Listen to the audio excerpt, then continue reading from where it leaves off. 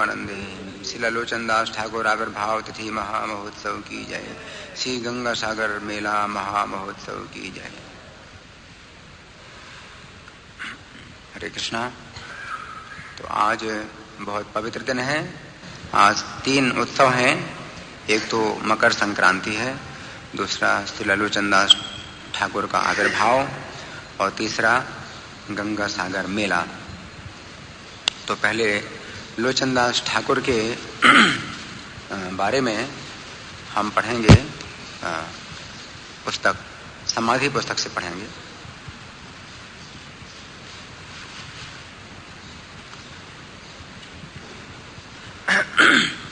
श्री लोचन दास ठाकुर श्री नरहरि सरकार ठाकुर के शिष्य थे और भगवान गौर राय के परम प्रिय पार्षद थे।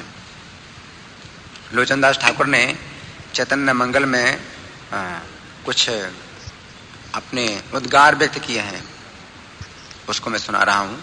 चैतन्य मंगल में वो लिखते हैं, मेरी आशाओं की आशा है कि श्री नरोत्तम दास ठाकुर के चरणों के निकट मैं रहूं और उनकी सेवा करूं अपने संपूर्ण जीवन के साथ। मेरी तीव्र इच्छा है, ये पतित लोचन दास की तीव्र इच्छा है कि उसे अनुमति प्राप्त हो नरहरि सरकार की कृपा के द्वारा कि भगवान गौरांग के महिमा का वो गान करे। मेरे स्वामी श्री नरहरि ठाकुर हैं, मैं उनका दास हूं और उनके सामने झुक करके मैं भिक्षा मांगता हूं उनकी सेवा की। यही एकमात्र मेरी अभिलाषा है। ये चैतन्य मंगल में लोचन दास लिख रहे हैं।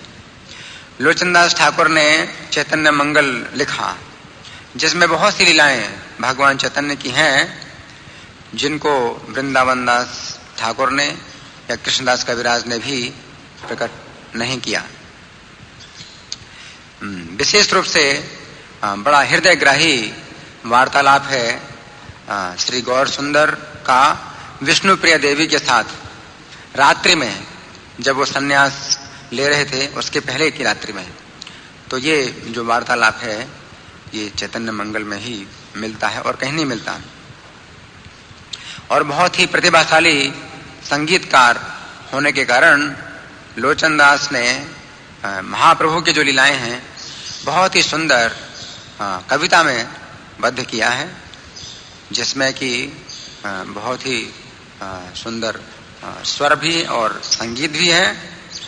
सामान्य व्यक्ति बड़ी आसानी से श्री चैतन्य महाप्रभु के दिव्य चरित्र को समझ सकते हैं और अपनी जो धार्मिक भावनाएं उनको जागृत कर सकते हैं।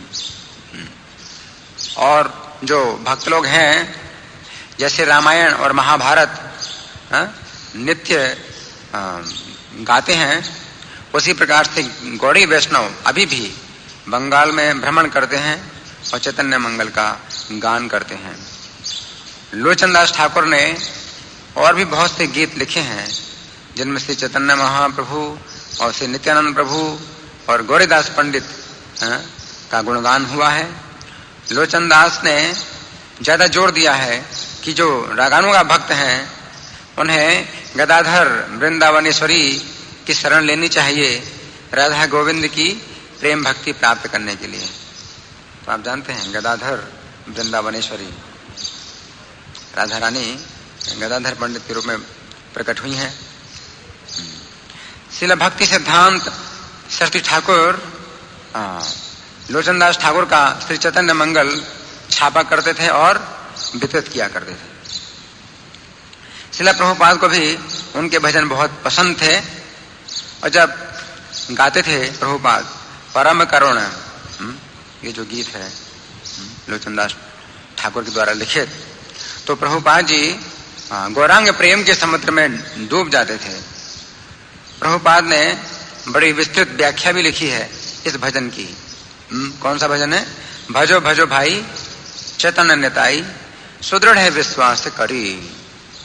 लोचन दास सबसे कहता है कि मेरे प्यारे बंधु, केवल भगवान चैतन्य और नित्यानंद का भजन करो पूर्ण श्रद्धा और विश्वास के साथ, और ये मत सोचो कि ये कीर्तन और नृत्य आपकी मनोवांछा पूरी नहीं करेगा। ये करेगा। ये भगवान चैतन्य महाप्रभु का वादा है कि इस विधि के द्वारा व्यक्ति को सब लाभ प्राप्त होंगे। इसलिए व्यक्ति को बहुत ही श्रद्धा और विश्वास के साथ कीर्तन करना चाहिए। इनकी समाधि 64 समाधि क्षेत्र में है। श्री लोचनदास ठाकुर आविर्भाव तिथि महामहोत्सव की। तो आज मकर संक्रांति है। मकर संक्रांति के दिन ही सूर्य उत्तरायण में आते हैं। तो आज पहला दिन है कि सूर्यदेव उत्तरायण में आ गए हैं। तो आप जानते हैं कि एक साल में सूर्य के 2 अयन होते हैं, दक्षिणायन और उत्तरायण। तो आज के दिन सूर्य उत्तरायण में आ गए हैं।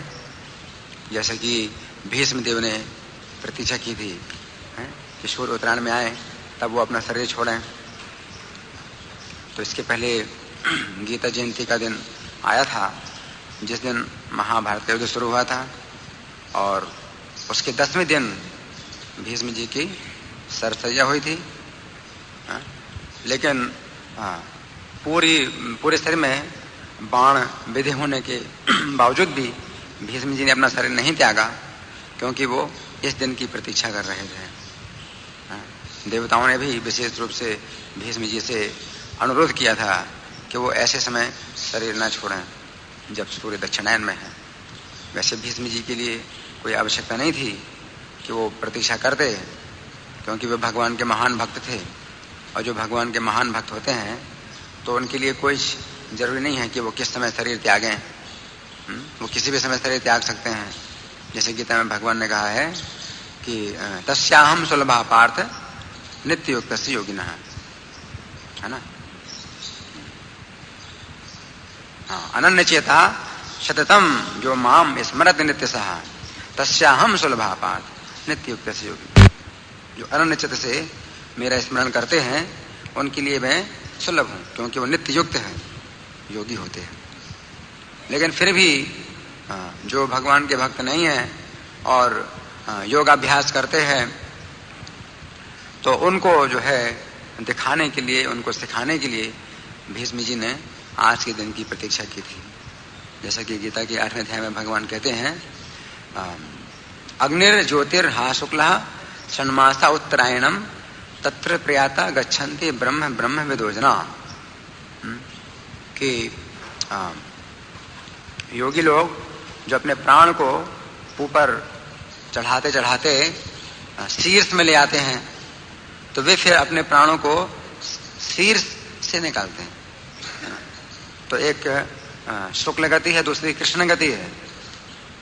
तो कृष्ण गति में दक्षिणायन के समय में वो अपना शरीर त्यागते हैं, और कृष्ण पक्ष के जो 15 दिन हैं उसमें अपना शरीर त्यागते हैं, रात्रि के समय शरीर त्यागते हैं, और फिर चंद्रमा के लोक में जाकर के और फिर वो अपने पुण्यों का फल भोगते हैं। लेकिन दूसरे प्रकार के योगी होते हैं जो कि शुक्ल मार्ग से जाते हैं और फिर वापस नहीं आते इस भौतिक संसार में। तो उत्तरायण का वो 6 महीने का समय होना चाहिए, और शुक्ल पक्ष के 15 दिन का समय होना चाहिए, और फिर दिन का समय होना चाहिए, फिर अग्नि का समय होना चाहिए, प्रकाश का समय होना चाहिए। ये सब जो है बातें होती हैं जिस समय योगी जो है अपने मृत्यु का समय निश्चित करते हैं। तो आज के दिन से उत्तरायण का जो समय है वो शुरू होता है। अब गंगा सागर मेला भी आज के दिन है। तो आप जानते हैं गंगा सागर मेला का मतलब क्या है? मेला का मतलब क्या है? मिलन। हाँ, तो आज के दिन गंगा जी सागर से मिली ना। तो हम कुछ तो चर्चा करेंगे सागर की, और उस स्थान की चर्चा करेंगे जहां गंगा सागर मिलती हैं, और फिर गंगा जी की भी चर्चा करेंगे कि किस कारण से गंगा जी इस पृथ्वी पर आई। तो पहले तो सागर की चर्चा करेंगे। ये जो सागर है ना, ये आप जानते हैं कैसे ये शब्द बना है सागर? सागर शब्द कैसे बना है? सगर से, राजा सगर से, है ना। ये सागर जो शब्द है ये राजा सगर से बना है। और राजा सगर भगवान राम के वंश में बहुत पहले पूर्वज थे, अयोध्या के राजा थे। तो महाराज सगर के कारण ये सागर बना है। पहले सागर नहीं था, समुद्र थे, 7 समुद्र थे। अब तो सागर में और समुद्र में कोई अंतर नहीं, कोई समझता। लेकिन ये सागर नाम नहीं था, समुद्र नाम था। 7 समुद्र थे, है ना। और ये महाराज प्रियव्रत के रथ के पहियों से बने गड्ढे सबसे पहले बने थे, और फिर वो जो है ना भरे गए किसी प्रकार से। तो एक लवण सागर है जो सबसे छोटा है, या नमक का सागर है। और फिर गन्ने के रस का समुद्र है दूसरा, उससे दुगना है। फिर सुरा का समुद्र है, उससे भी दुगना, तीसरा है। और फिर चौथा उससे भी दुगना घी का समुद्र है। और फिर 5वां उससे भी दुगना कौन सा है? क्षीर सागर, दूध का समुद्र है। और फिर उससे भी दुगना दही का समुद्र, 6वां।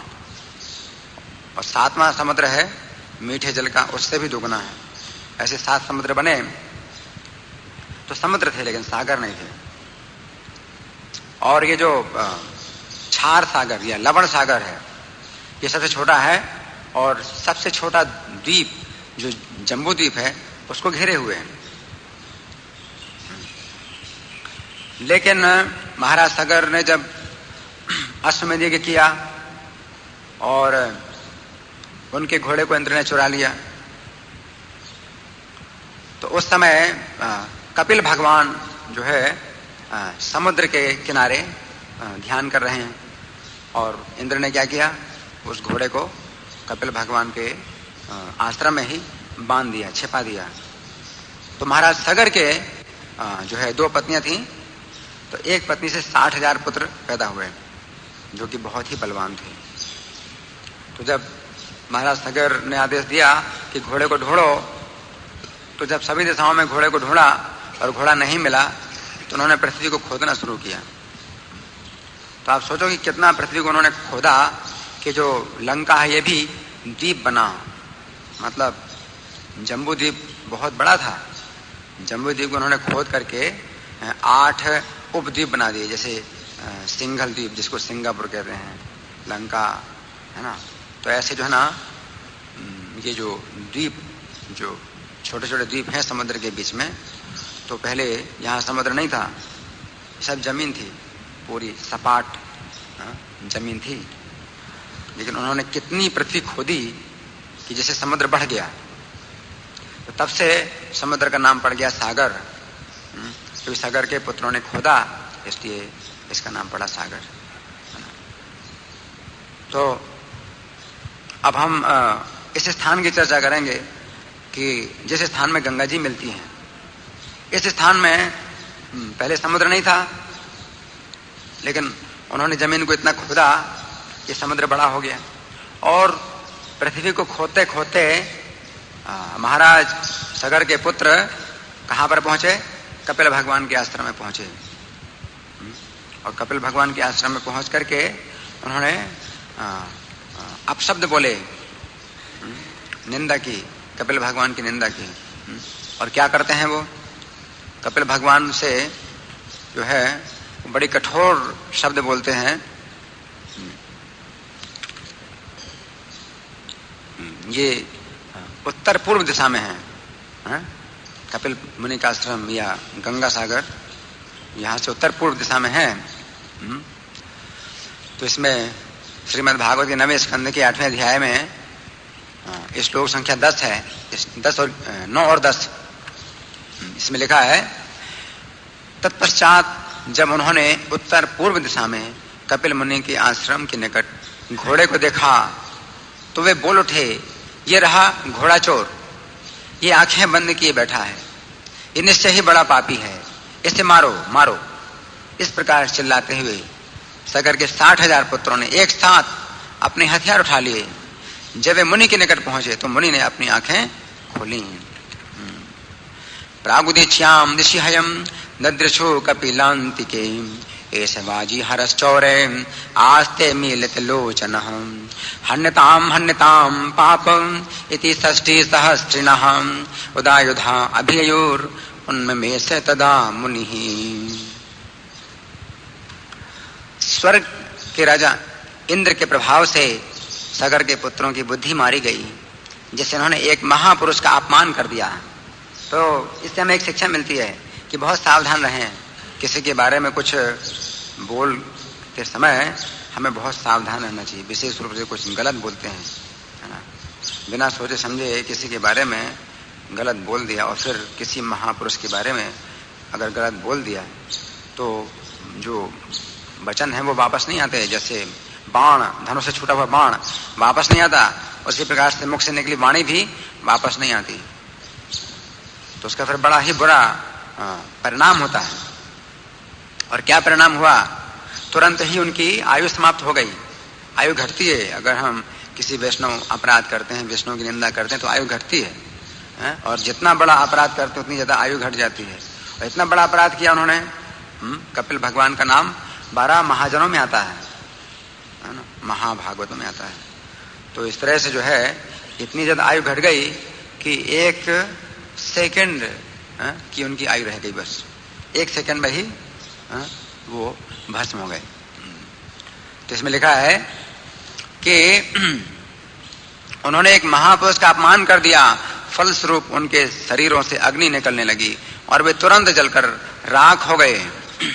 स्वशरीरा अग्निना तावन महेंद्र हृदय चेतसः महद व्यतिक्रम हता भस्मसात अभवन क्षणात्। तो प्रभुपाद तात्पर्य लिख रहे हैं कि सगर महाराज के पुत्रों के शरीरों के भीतर की अग्नि इतनी दग्ध हो उठी कि वे सब भस्म हो गए। एक महापुरुष के प्रति दुर्व्यवहार के कारण अग्नि का ताप बढ़ गया था। ऐसा दुर्व्यवहार महत व्यतिक्रम कहलाता है। वे सभी अपने शरीरों की अग्नि से मर गए क्योंकि उन्होंने महापुरुष का अपमान किया था। अब सोचिए कि कितने बलवान थे वो, और एक क्षण में ही भस्म हो गए। कितने बलवान थे, सोचो, आप सोच सकते हो कि समुद्र जो है ना उन्होंने खोदा। अभी समुद्र को देख करके हम कितना डरते हैं, कितना डर लगता है, कितना पानी है, कितनी गहराई है, लेकिन उन्होंने अपने शरीर की शक्ति से खोदा, मतलब कोई मशीन नहीं लगाई थी, अपने शरीर की शक्ति से उन्होंने मतलब खोदा। कहाँ, ये बंबई का भी समुद्र है, उन्होंने ही खोदा है। आप समझे कितना समुद्र खोदा है, बंबई का समुद्र भी खोदा है और मद्रास का समुद्र। फिर खोदते खोदते कहाँ तक आए, हाँ, जगन्नाथपुरी और गंगा सागर, बंगाल की खाड़ी, ये सब कितनी जमीन खोदी उन्होंने, खोदी, इतनी शक्तिशाली, और एक क्षण में ही नष्ट हो गए बोलने से। तो इससे शिक्षा मिलती है कि बोलें लेकिन बहुत सोच समझ करके बोलें। फिर सुखदेव गोस्वामी कहते हैं, कभी कभी यह तर्क दिया जाता है कि राजा सगर के सारे पुत्र कपिल मुनि की आंखों से निकली अग्नि से भस्मसात हुए थे, लेकिन विद्वान पुरुष इस मत की पुष्टि नहीं करते क्योंकि कपिल मुनि का शरीर नितांत सात्विक था, अतएव उससे क्रोध के रूप में तमोगुण प्रकट नहीं हो सकता। जिस तरह निर्मल आकाश को पृथ्वी की धूल दूषित नहीं कर सकती। तो सुखदेव गोस्वामी कह रहे हैं कि अपने अपराध से वो स्वयं ही भस्म हुए हैं। कपिल भगवान ने उन्हें कुछ भस्म करने का प्रयास नहीं किया। न साधुवादो मुनि कोपे भर्जिताम नृपेन्द्र पुत्रा इति सत्वधामनि कथम तमोरो समयम विभाव्यते जगत पवित्रात्मनि खेरजो भुवः। कपिल मुनि ने इस जगत में सांख्य दर्शन का प्रवर्तन किया, जो अज्ञान रूपी सागर को पार करने के लिए दृढ़ नौका है। निस्संदेह भव सागर को पार करने के इच्छुक व्यक्ति को इस दर्शन का आश्रय ग्रहण करना चाहिए। ऐसे महापुरुष में जो अध्यात्म के उच्च पद को प्राप्त हो, एक मित्र तथा शत्रु में कोई अंतर कैसे कर सकता है। यस्य ऋता सांख्यमयी दृढ़े नौ यया मुमुक्षुस्तरते दुरत्ययम् भवार्णवम् मृत्युपथं विपश्चितः परात्मभूतस्य कथं पृथंग मतिः। तो ये घटना जो है सबसे पहले वहां पर घटी थी, गंगा जी वहां पर नहीं थी। तो उस स्थान में समुद्र कैसे आया और इस स्थान में गंगा जी कैसे आई, ये सब हमें सोचना है। समुद्र वहां नहीं था, जमीन थी। कितना समुद्र जो है ना वहां पर आ गया, और फिर गंगा जी कैसे आई, फिर आगे की घटना है। तो कपिल भगवान वहां तपस्या कर रहे थे और सगर के पुत्रों ने समुद्र को खोदा और इस प्रकार से समुद्र बढ़ा, इसलिए समुद्र का एक नाम पड़ गया सागर। और फिर ये जो राजा के पुत्र हैं, 60,000 पुत्र हैं, ये भस्म हुए। तो ये घटना भी बड़ी मार्मिक है, बहुत ही विचारणीय है।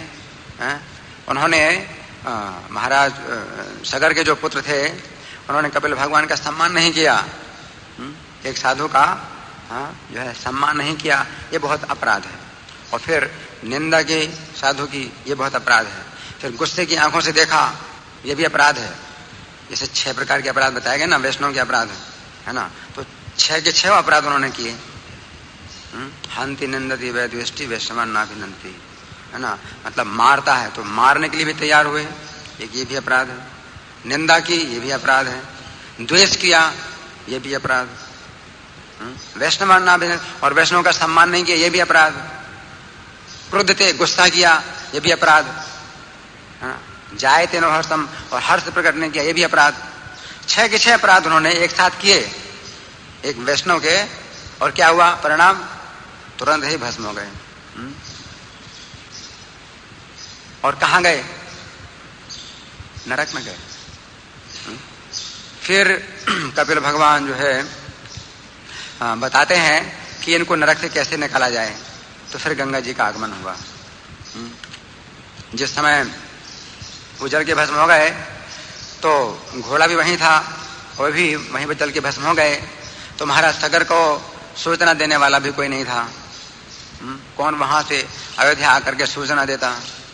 तो महाराज सगर चिंतित थे कि घोड़ा भी वापस नहीं आया, उनके 60,000 पुत्र हैं वो भी वापस नहीं आए हैं, अब यज्ञ कैसे पूरा हो।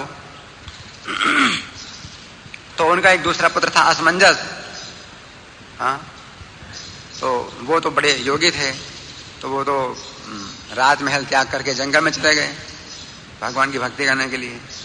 तो असमंजस के पुत्र थे अंशुमान, यानी सगर के कौन लगे पौत्र। वे जो है फिर घोड़े को भी ढूंढने और अपने 60,000 चाचाओं को ढूंढने के लिए निकले।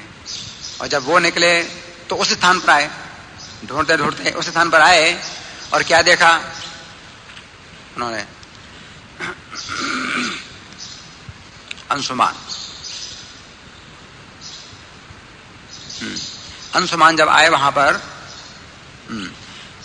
इसमें लिखा है तत्पश्चात महाराज सगर ने अपने पौत्र अंशुमान को घोड़ा ढूंढ लाने का आदेश दिया। अंशुमान अपने चाचाओं के पथ से होकर धीरे धीरे राख के ढेर तक पहुंचे और उन्होंने उसी के निकट घोड़े को पाया। अंशुमान चोदितो राज्ञां तुरगान्वेषणीयो पितृव्य खातानुपथम भस्मांति ददृशे हयम्।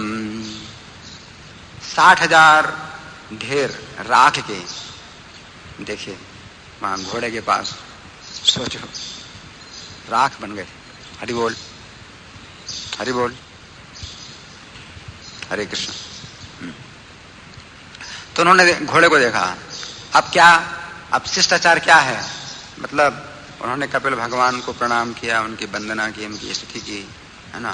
तो ये सीखना चाहिए कि कैसे हमें व्यवहार करना चाहिए किसी वैष्णव के साथ। महान अंशुमान ने विष्णु अवतार कपिल नामक मुनि को देखा जो घोड़े के निकट आसीन थे, अंशुमान ने उन्हें हाथ जोड़कर नमस्कार किया और दत्तचित्त होकर उनकी प्रार्थना की।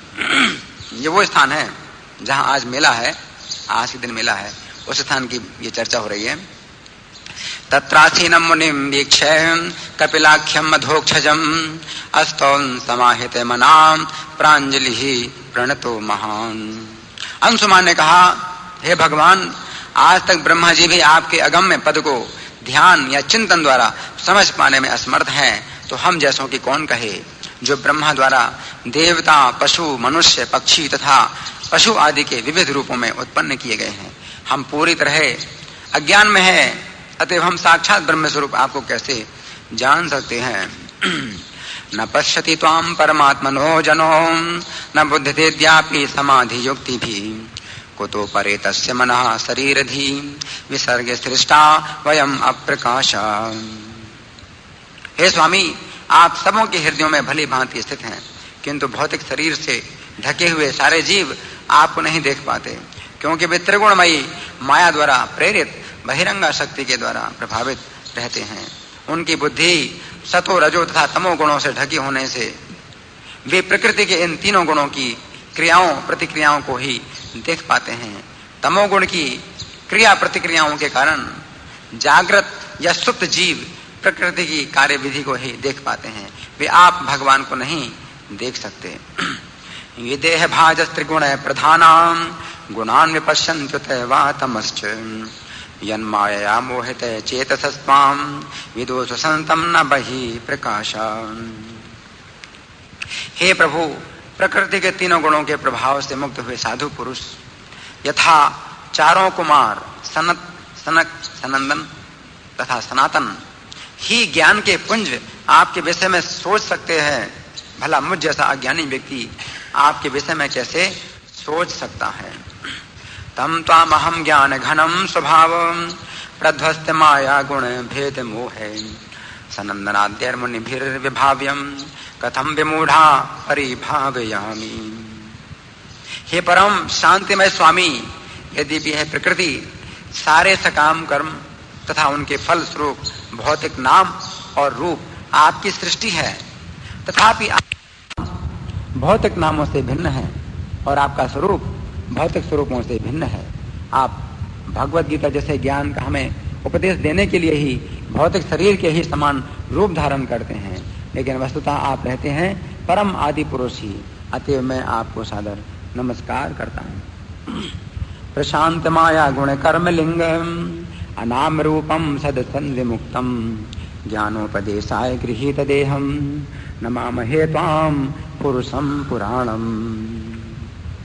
हे भगवान, जिनके हृदय काम, लोभ, ईर्ष्या तथा मोह से मोहित हैं, वे आपकी माया द्वारा सृजित इस जगत में झूठे ही घर गृहस्थी आदि में रुचि रखते हैं। वे घर, पत्नी तथा संतान में आसक्त रहकर इसी जगत में निरंतर घूमते रहते हैं। त्वन्माया रचिते लोके वस्तु बुद्ध्या गृहादिषु भ्रमन्ति काम लोभेर्ष्या मोह विभ्रांत चेतसः।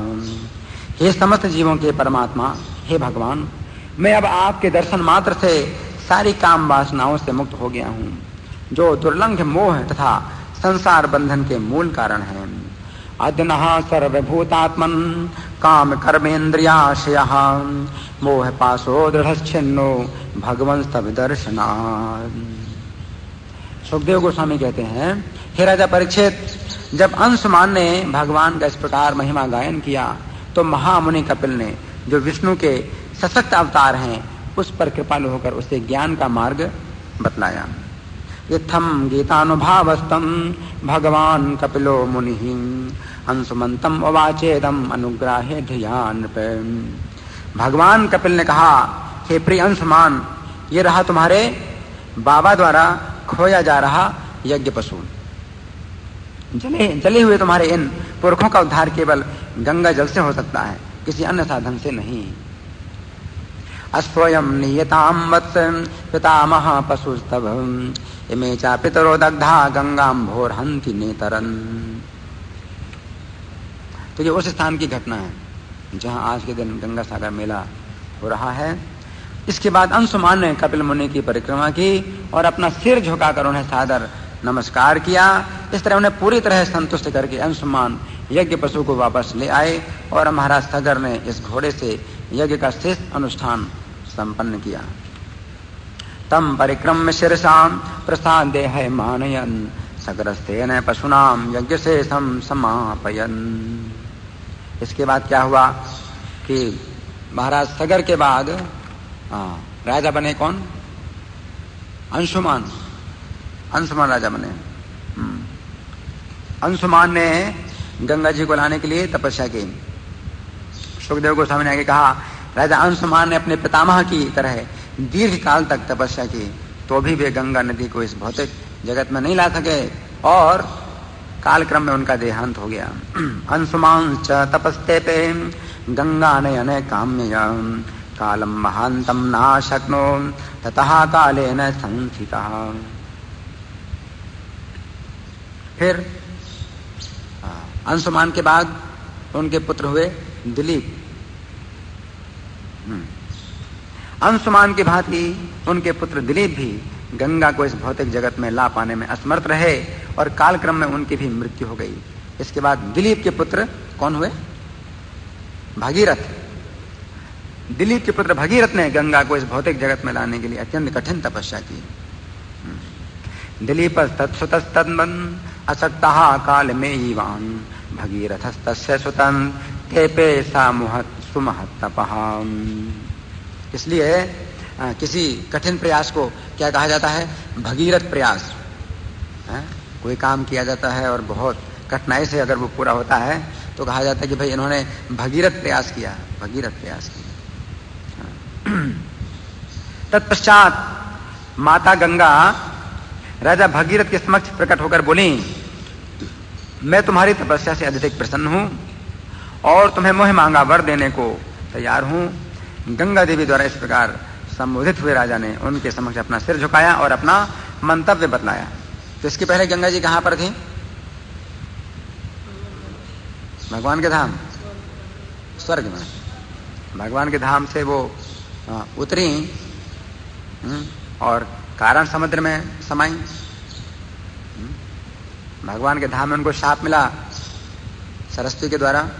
भगवान की पत्नी सरस्वती भी हैं, गंगा भी हैं, तो सौतिया दाह है होने के कारण। लेकिन ये सब दिव्य लीलाएं हैं, ये इस भौतिक जगत की तरह ये भौतिक लीलाएं नहीं हैं कि सौतिया दाह है। वहां पर भी है लेकिन वो आध्यात्मिक रूप में है। वो सब भगवान की प्रसन्नता के लिए। तो सरस्वती ने गंगा जी को शाप दिया, तो उस कारण से वो वैकुंठ से वो जब गिरी तो कारण समुद्र में आई और कारण समुद्र से फिर इस ब्रह्मांड के अंदर आई। कैसे? पंच किया। किसने? वामन भगवान ने। वामन भगवान ने जब अपना दूसरा पग बढ़ाया, एक पग में तो पूरी पृथ्वी नाप ली और सब दिशाएं नाप ली, तो दूसरा पग जो है ऊपर उठाया, बायां पैर उठाया तो स्वर्ग में रखा। और स्वर्ग में जब रखा तो एड़ी तो स्वर्ग में रखी और पंजा गया कहां तक? ब्रह्मलोक से भी ऊपर। ब्रह्मांड के आवरण को भी भेदन कर दिया नाखून ने। उनके बाएं चरण के नाखून, अंगूठे के नाखून से ब्रह्मांड का जो ऊपर का जो आवरण है, जैसे इस छत में ऊपर छेद बना हुआ है ना, इसकी छत में बिल्कुल सबसे ऊपर सेंटर में एक छेद बना हुआ है, उसी प्रकार से छेद, ये ब्रह्मांड भी उसी प्रकार अंडे के समान है। तो जब भगवान वामन देव ने अपना पैर रखा स्वर्ग में, तो उनका जो पंजा था, एड़ी तो स्वर्ग में थी और पंजा पहुंचा कहां तक? ब्रह्मांड के ऊपरी आवरण में। जबकि स्वर्ग से ऊपर महरलोक है, जनलोक है, तपलोक है, सत्यलोक है, तो उनका पैर जो है ना वहां तक पहुंचा। और नाखून जो है कितना बड़ा है कि उसने ब्रह्मांड के आवरण को भेद दिया। और ये जो ब्रह्मांड है ये तैर रहा है कहाँ? कारण समुद्र में, है ना। तो समुद्र से जो बूंदें उछलती रहती हैं, तो ब्रह्मांड के ऊपरी सतह में जो छेद हुआ उससे कारण समुद्र की कुछ बूंदें आ गई। तो वो गंगा जी जो वैकुंठ से गंगा जी थी कारण समुद्र में, और कारण समुद्र से वही कुछ बूंदों के रूप में उसके छिद्र से आ गई अंदर, इस ब्रह्मांड के अंदर आ गई। तो ये आध्यात्मिक जल कैसे आया इस ब्रह्मांड के अंदर? तो ये घटना है वामन भगवान की लीला में ऐसा हुआ। और वो सबसे पहले आई कहां पर? स्वर्ग में? नहीं, स्वर्ग से ऊपर भी तो लोग हैं। सबसे ऊपर कौन सा स्थान है? ब्रह्मा जी का है, सत्यलोक या ब्रह्मलोक, है ना। तो ब्रह्मलोक में आई, सत्यलोक में आई गंगा जी। और हाँ, 8वें स्कंद में तो यही बताया, सुखदेव गोस्वामी बताते हैं कि ब्रह्मा जी ने अपने कमंडलों के जल से भगवान के चरणों को धोया, तो वो गंगा जी हैं। तो प्रभुपाद जी कहते हैं कि गंगा जी में ये सब जल मिले हुए हैं, ब्रह्मा जी के कमंडलों का जल भी मिला हुआ है, और वो भी गंगा जी जो कारण समुद्र की कुछ बूंदों के रूप में आई, वो भी है। भगवान के चरणों को धो करके वो जो जल है वो गंगा जी बनी। गंगा जी की उत्पत्ति हुई भगवान के चरणों से, इसलिए गंगा जी को क्या कहा जाता है? विष्णुपदी, विष्णुपदी। हाँ, तो इसमें भगीरथ ने बहुत तपस्या की, भौतिक जगत में लाने के लिए अत्यंत कठिन तपस्या की भगीरथ ने, क्योंकि गंगा जी सबसे पहले सत्यलोक में आई, ब्रह्मा जी के लोक में, और वहां से फिर नीचे आई कहाँ? जनलोक में, नहीं, तपलोक में आई, फिर जनलोक में आई, फिर महरलोक में आई, फिर स्वर्गलोक में आई, है ना। और इसी बीच में सप्तर्षियों के भी लोग पढ़ते हैं, तो वहां भी आई। ध्रुवलोक पढ़ता है, वहां भी आई। और श्रीमद् भागवत 5वें स्कंद में ये भी बताया गया कि कितने हजार युग लगे गंगा जी को, जब वो जो है ब्रह्मा जी के लोक में आती हैं, फिर ब्रह्मा के लोक से फिर सप्तर्षियों के लोक में आती हैं, फिर ध्रुवलोक में आती हैं, फिर स्वर्गलोक में आती हैं। कितने हजार युग लगे गंगा जी को आने में। तो जिस समय भगीरथ महाराज ने तपस्या की गंगा जी को प्रसन्न करने के लिए, उस समय गंगा जी स्वर्गलोक तक आ गई थी, लेकिन पृथ्वी पर नहीं आई थी, स्वर्गलोक में थी। और स्वर्गलोक में इनका नाम है मंदाकिनी। पृथ्वी में, भारतवर्ष में इनका नाम है भागीरथी, और पाताल में भी जाती हैं वो तो भोगवती कही जाती है, उनको भोगवती कहा जाता है। दिलीपस्तत्सुतस्तन्वन् असक्तः कालमेवान् भगीरथस्तस्य सुतं ते पेशा सुमहत्तपः। तत्पश्चात गंगा माता राजा भगीरथ के समक्ष प्रकट होकर बोली, मैं तुम्हारी तपस्या से अत्यधिक प्रसन्न हूं और तुम्हें मुँह मांगा वर देने को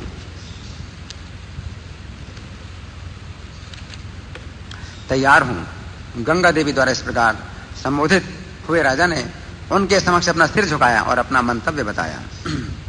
दर्शयामास तम देवी प्रसन्ना वरदास्मि ते इत्युक्तः स्वम अभिप्रायम शशंसा वनतो नृपः। तात्पर्य प्रभु लिखते हैं, राजा का मंतव्य अपने उन पूर्वजों का उद्धार कराना था जो कपिल मुनि का अनादर करने के कारण भस्म हो गए थे। माता गंगा ने उत्तर दिया, जब मैं आकाश से पृथ्वी लोक के धरातल पर गिरूंगी तो मेरा जल अत्यंत वेगवान होगा। इस वेग को कौन धारण कर सकेगा? यदि कोई मुझे धारण नहीं कर सकेगा तो मैं पृथ्वी की सतह को भेद कर रसातल में अर्थात ब्रह्मांड के पाताल क्षेत्र में चली जाऊंगी। तो गंगा जी बह नहीं सकती। गंगा जी कहते हैं कि मेरा वेग इतना तीव्र है कि जैसे पृथ्वी पर गिरूंगी तो उसी समय ही नीचे चले जाऊंगी, मैं बह नहीं सकती। तो वेग को कोई धारण करने वाला होना चाहिए जो वेग को कंट्रोल करे, रोके। कोपि धारयिता वेगम पतंत्या में मही तले अन्यथा भूतलम भित्वा न प्रयास्ये रसातलम। हे राजन, मैं पृथ्वी लोक पर नहीं उतरना चाहती, क्योंकि सभी लोग अपने पाप कर्मों के फलों को धोने के लिए मुझ में स्नान करेंगे। दूसरी एक और कठिनाई है गंगा जी की, कि लोग पाप धोएंगे अपने मेरे जल में। जब ये सारे पाप कर्मों के फल मुझ में एकत्र हो जाएंगे तो मैं उनसे किस तरह मुक्त हो सकूंगी? तुम इस पर ध्यान पूर्वक विचार करो। भगीरथ वही समस्या बताते हैं गंगा जी। किम चाहम न भवम यास्येम न रामय्याम रजंत्यघम मृजामि तदघम क्वाहम राजन तत्र विचिंतताम। तो भगीरथ जी क्या कहते हैं भगीरथ ने कहा, जो भक्ति के कारण संत प्रकृति के हैं और भौतिक इच्छाओं से मुक्त सन्यासी बन चुके हैं तथा जो वेद वर्णित अनुष्ठानों का पालन करने में पटु हैं और शुद्ध भक्त हैं, वे सर्वदा महिमा मंडित हैं और शुद्ध आचरण वाले हैं। वे सभी पतितों का उद्धार करने में समर्थ हैं। जब ऐसे शुद्ध भक्त आपके जल में स्नान करेंगे तो अन्य लोगों के संचित पापों के फलों का निश्चय ही निराकरण हो सकेगा, क्योंकि ऐसे भक्तगण उन भगवान को अपने हृदयों में सदा धारण करते हैं जो सारे पापों को दूर कर सकते हैं। साधवो न्यासिनः शान्तां ब्रह्मिष्ठा लोक पावनः हरन्त घम तेंग संगात ते स्वास्ते हरिहि। फिर भगीरथ कहते हैं, ये समस्या तो दूर हो गई कि तुम्हारा पाप कहाँ जाएगा। लेकिन जो दूसरी समस्या थी गंगा जी, वो क्या थी? वेग को कौन रोकेगा उनका? तो वो कहते हैं कि शिव जी भगवान के अवतार हैं, अतएव देहधारी जीव में परमात्मा का प्रतिनिधित्व करते हैं। वे अपने सिर पर आपकी वेगवान तरंगों को धारण कर सकते हैं।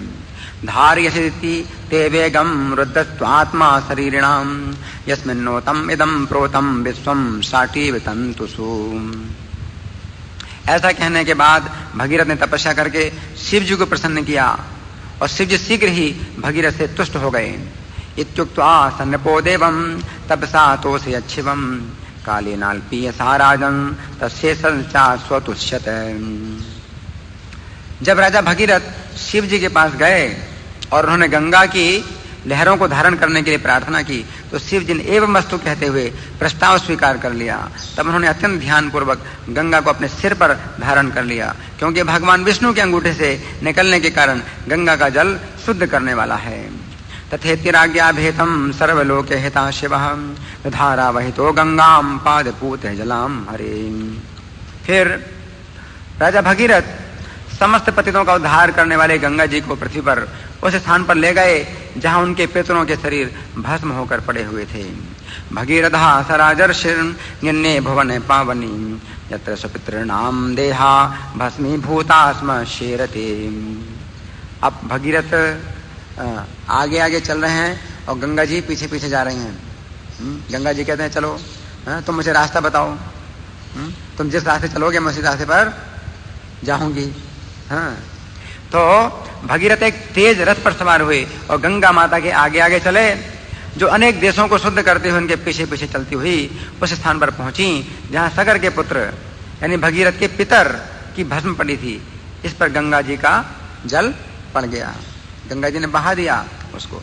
रथेन वायु वेगेन प्रयांतम मनु धावती देशान पुनंती निर्दग्धान आसिंचन सगरात्मजान। चूंकि सगर महाराज के पुत्रों ने महापुरुष का अपमान किया था, अतएव उनके शरीर का ताप बढ़ गया था और वे जलकर भस्म हो गए थे, किंतु मात्र गंगा जल के छिड़कने से वे सभी स्वर्ग लोक जाने के पात्र बन गए। अतएव जो लोग गंगा की पूजा करने के लिए गंगा जल का प्रयोग करते हैं उनके विषय में क्या कहा जाए? यज्जल स्पर्श मात्रेण ब्रह्मदंड हता अपि सगरात्मजा दिवम जगमुह केवलम देह भस्म भी। भस्म शरीरों की राखों का गंगा जल के साथ संपर्क होने से सगर महाराज के पुत्र स्वर्ग लोक चले गए। अतः उन लोगों के विषय में क्या कहा जाए जो संकल्प लेकर श्रद्धा पूर्वक गंगा मैया की पूजा करते हैं? ऐसे भक्तों को मिलने वाले लाभ की मात्र कल्पना की जा सकती है। भस्मी भूतांग संगेन स्वर्याता सगरात्मज किम पुनः श्रद्धया देवीं सेवन्ते ये धृत व्रता। चूंकि गंगा माता भगवान आनंद देव के चरण कमल के अंगूठे से निकलती हैं, अतः वे मनुष्य को भव बंधन से मुक्त करने में सक्षम है। इसलिए यहाँ पर उनके विषय में जो कुछ बतलाया जा रहा है वह तनिक भी आश्चर्यजनक नहीं है। न हेतन परमाश्चर्यम स्वरधुन्याम यदि होदितम आनंद चरणाम भोज प्रसूताया भवच्छिदाम। इसके तात्पर्य प्रभुपाद लिखते हैं, ये वास्तव में देखा गया है कि जो व्यक्ति नियमित रूप से गंगा स्नान करके गंगा जी की पूजा करता है उसका स्वास्थ्य ठीक रहता है और वह धीरे धीरे भगवत भक्त बन जाता है। ये गंगा जल में स्नान करने का प्रभाव है। सारे वैदिक शास्त्रों में गंगा में स्नान करने की संस्तुति की गई है। अतः जो भी इस पथ को ग्रहण करेगा वह सारे पाप फलों से पूर्णतया छूट जाएगा। इसके ज्वलंत प्रमाण महाराज सगर के भस्मीभूत पुत्र हैं जो गंगा जल के स्पर्श मात्र से स्वर्गलोक को प्राप्त हुए। तो इस तरह से हमने कुछ चर्चा की है। अब मैं चाहूँगा कि आप लोग कुछ प्रश्न करें या कुछ और भी चर्चा करें। आपका प्रश्न है?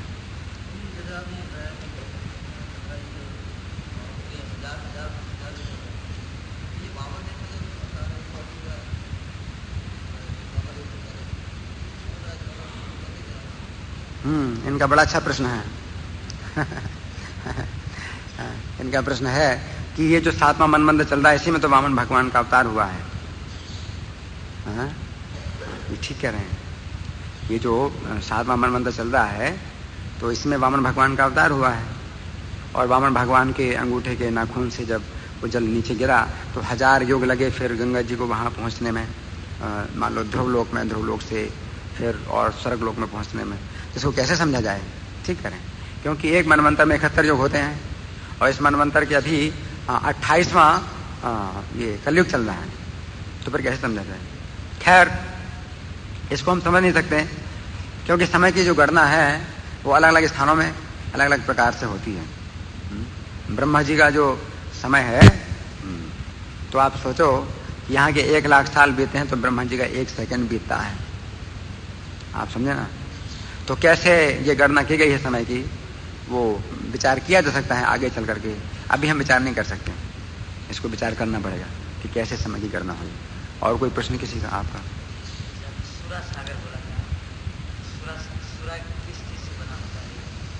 सुरा मतलब शराब।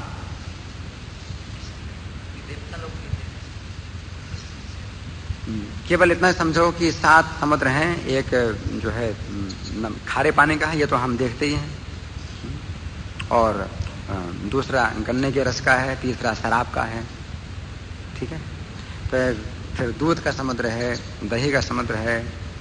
कैसे बना इसके बारे में हम नहीं बता सकते, लेकिन ये 7 समुद्र वास्तव में विरजा देवी के पुत्र हैं। गोलोक धाम में ये उत्पन्न हुए थे, विरजा देवी के जो है ना गर्भ से उत्पन्न हुए थे। और विरजा ने फिर उनको शाप दिया समुद्र बनने का, और चूंकि आपस में वो कलह करते थे तो उन्होंने शाप दिया कि तुम प्रियव्रत के द्वारा खोदे हुए जो 7 गड्ढे हैं उनको तुम भरो और अलग अलग रहो हमेशा, हैं? तुम लोग मिलोगे नहीं। तुम लोगों का मिलन होगा एक बार जब ब्रह्मा जी का दिन समाप्त होता है, नैमित्तिक प्रलय के समय, तो 7 समुद्र मिल जाते हैं, पृथ्वी पर्वतों सहित डूब जाती है, 7 समुद्र मिल जाते हैं, तब इन 7 भाइयों का मिलन होता है प्रलय के समय। ब्रह्मा जी की रात तक जो है ना ये प्रलय रहती है और 7 समुद्र मिले रहते हैं, 7 भाई एक दूसरे से मिले रहते हैं। जैसे ब्रह्मा जी का दिन शुरू होता है तो 7 समुद्र फिर अलग अलग हो जाते हैं। ये 7 समुद्र जो है 7 द्वीपों के द्वारा अलग अलग दूर दूर रहते हैं। इतनी सूचना है शास्त्रों में। और कोई प्रश्न? आपका प्रश्न?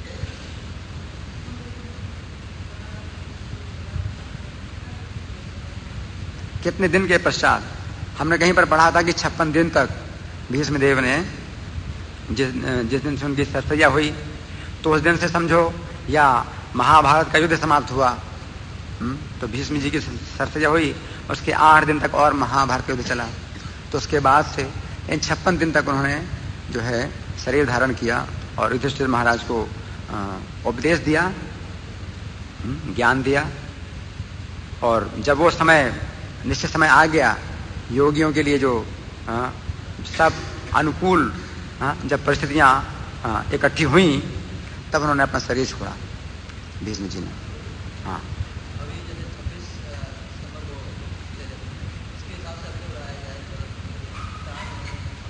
हाँ, उसके हिसाब से अभी उत्तरायण का समय आया, लेकिन 6 महीने तक चलेगा।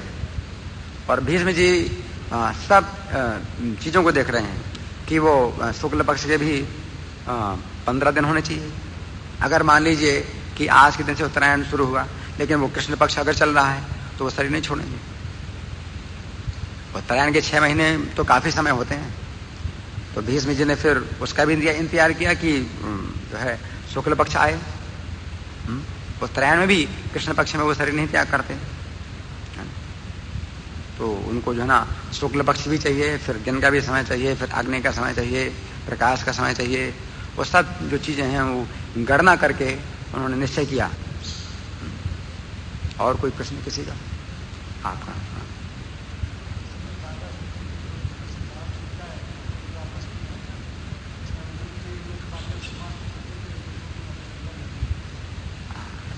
इनका प्रश्न है, उससे जो बाण छूटता है वापस नहीं आता, लेकिन अर्जुन के जो अस्त्र हैं, दिव्य अस्त्र हैं, वो छोड़ते थे वापस आ जाते थे।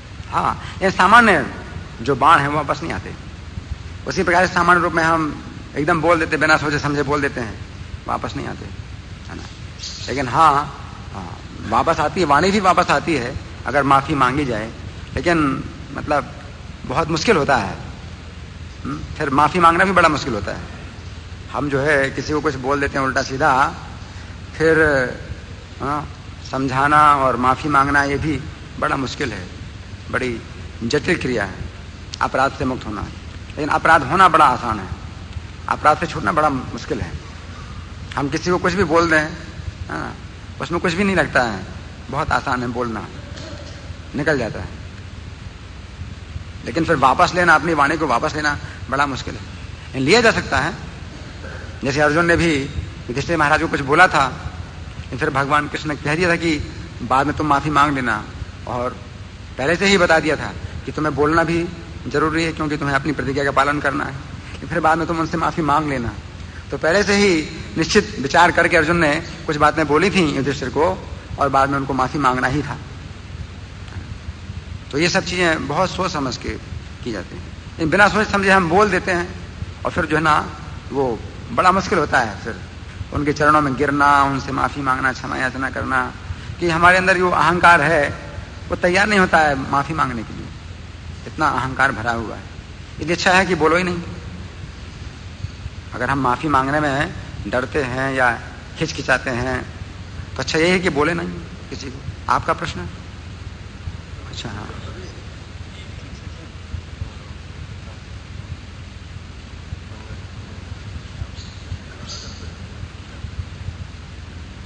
इनका प्रश्न है, पीछे किसी का प्रश्न है। पहला प्रश्न तो यह है कि गंगा जी की पूजा की क्या विधि है, और दूसरा प्रश्न यह है कि कोई गंगा जी में डूब जाए तो उसकी क्या गति होती है। गंगा जी की पूजा करने की विधि प्रभुपाद जी बताते हैं कि गंगा जी का जल ही गंगा जी को अर्पित करते हैं। गंगा जी की पूजा की विधि बहुत आसान है। जैसे कि चैतन्य महाप्रभु की लीला में भी एक ब्राह्मण था जो गंगा जी की पूजा किया करता था। तो गंगा जी में ही खड़ा हुआ वो, कहाँ तक, कमर तक या नाभि तक गंगा के पानी में खड़े होकर के, और वो गंगा जी की पूजा करता था। और उसी से ही गंगा जी के प्रति भक्ति होने से ही वो चैतन्य महाप्रभु की लीला को समझ सका।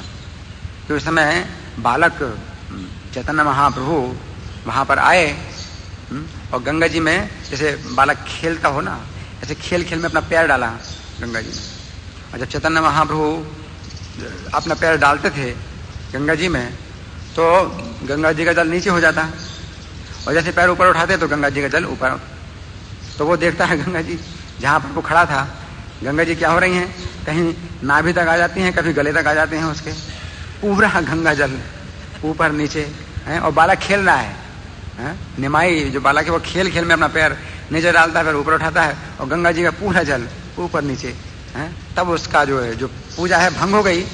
वो सोचता है क्या हो रहा है, तब वो समझा कि चैतन्य महाप्रभु साक्षात भगवान है। उसने देखा गंगा जल से गंगा जी साक्षात निकली और चैतन्य महाप्रभु के चरणों की पूजा करती हैं। तब फिर वो समझा कि चैतन्य महाप्रभु साक्षात भगवान है। तो गंगा के जो है ना पूजा से उसको इस प्रकार भगवान की भक्ति प्राप्त होगी। प्रभुपाद जी बताते हैं कि गंगा जी की भक्ति से कोई व्यक्ति भगवान की भक्ति में आ जाता है ना। और खोले बेचा श्रीधर भी है, गंगा जी का भक्त था, बड़ा भक्त था। और निमाई पंडित उसके पास जाते, उससे मजाक करते कि तू जिस गंगा जी की भक्ति करता है वो तो मेरे पैरों का धोबन है। तो वो बहुत डांटता था, बहुत नाराज होता था, कान बंद कर लेता था। अच्छा निमाई पंडित तू चला जाए यहाँ से। तो भगवान तो मजाक भी कर रहे हैं और सच्ची बात भी बता रहे हैं, लेकिन वो समझ नहीं पाता। तो इस तरह से वो जो है गंगा जी की पूजा के प्रभाव से ही चैतन्य महाप्रभु की इतनी कृपा प्राप्त कर सका कि चैतन्य महाप्रभु से आते, उससे हंसी मजाक करते, और उसका सामान छीन छीन के ले जाते थे बिना पैसे दिए। उसके जो खोल थे, केले के खोल बेचता था, उसको छीन करके ले जाते थे। जितना सौभाग्य था खोल बेचा श्रीधर का, गंगा जी का भक्त था। वो भी गंगा जी की सेवा में उसको 4 पैसे की आमदनी होती थी, तो 2 पैसे गंगा जी की सेवा में लगाता था, और 2 पैसे में अपने परिवार का निर्वाह करता था। और कोई प्रश्न? हाँ, अच्छा, दूसरा प्रश्न है कि जो डूब जाता है उसकी क्या गति है? निश्चित रूप से जो डूब जाएगा उसका तो सौभाग्य है, जो डूब जाता है, क्योंकि इसमें बताया कि अस्थि जो है ना, अस्थि भी विसर्जन करते हैं गंगा जी में, भस्म विसर्जन करते हैं, तो उसको भी जो ना मतलब नरक से छुटकारा मिल जाता है। तो सौभाग्य की बात है, अच्छी गति है। लेकिन तो भी ये हम आग्रह नहीं करते किसी को कि भैया आप डूबो गंगा जी में, ये आग्रह नहीं करते, बल्कि उससे भी ज्यादा आप लाभ प्राप्त कर सकते हैं अगर आप भगवान की भक्ति अभ्यास करें, तो स्वर्ग से भी ऊपर आप जा सकते हैं, भगवान के वैकुंठ में जा सकते हैं। तो जो कृष्ण की भक्ति है वो तो बहुत ऊपर है, मुक्ति से भी ऊपर है। तो गंगा जी में कोई सामान्य व्यक्ति भी अगर मतलब डूब जाए तो स्वर्ग तो कम से कम वो प्राप्त करेगा ही, इसमें कोई संदेह नहीं, स्वर्ग की प्राप्ति वो कम से कम करेगा ही। लेकिन अगर जीवन रहा हमारा, तो इस जीवन का हम जो है ना इतना भी उपयोग कर सकते हैं कि आप शुद्ध भक्ति प्राप्त कर सकते हैं, तो स्वर्ग से बहुत ऊपर है। कृष्ण की भक्ति बहुत ऊपर है। और कोई प्रश्न? अच्छा, आपका प्रश्न। गोवर्धन पर्वत? हाँ हाँ हाँ हाँ, ये भी शास्त्र में बताया गया है कि कलयुग के 5000 साल तक ही गंगा जी रहेंगी पृथ्वी पर। गोवर्धन पर्वत को भी बताया गया कि 5000 साल तक ही पृथ्वी पर रहेंगे गोवर्धन पर्वत। तो धीरे धीरे घट रहे हैं गोवर्धन पर्वत, 1 तिल के बराबर घटते जा रहे हैं। एक दिन में 1 तिल की जितनी चौड़ाई होती है ना, तो उतना गोवर्धन पर्वत घट रहे हैं, यानी जमीन के अंदर जा रहे हैं और गोलोक धाम में प्रकट हो रहे हैं। उसी प्रकार से गंगा जी भी घट रही हैं, गंगा जी का जल भी बहुत घट गया है। अच्छा, और अच्छा आपका?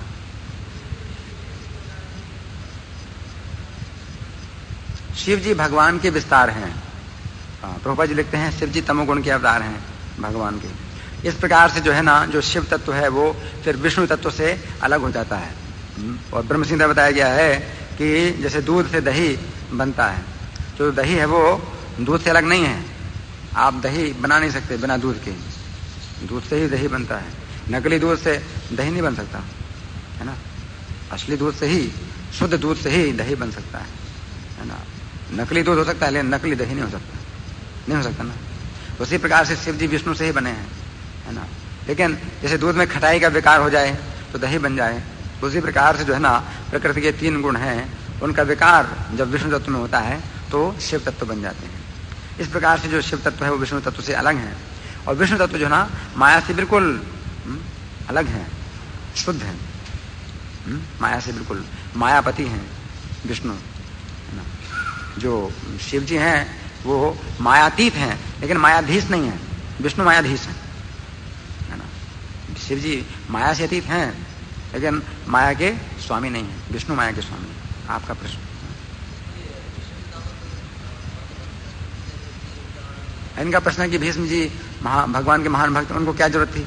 मैंने पहले ही बता दिया कि उनको जरूरत नहीं थी। कभी कभी महापुरुष ऐसे आचरण करते हैं सामान्य व्यक्तियों की शिक्षा के लिए, है ना। तो भीष्म जी ने सामान्य जो योगी हैं तो उनको शिक्षा देने के लिए ऐसा कार्य किया था। और आपका? वैष्णव अपराध से बचने के लिए क्या किया जाए? वैष्णव अपराध से बचने के लिए हम जो है सावधान रहें। जैसे कि आप जानते हैं आग कैसी खतरनाक होती है ना। तो अगर आप परिणाम जानते हैं आग का ये परिणाम है, तो आप आग भी अपने घर में रखते हैं और आग से बचते भी हैं। श्रीमद् भागवतम की, जगत गुरु श्रीला प्रभुपाद की, श्री गंगा सागर मेला महामहोत्सव की, श्री लोचन दास ठाकुर आविर्भाव तिथि महामहोत्सव की।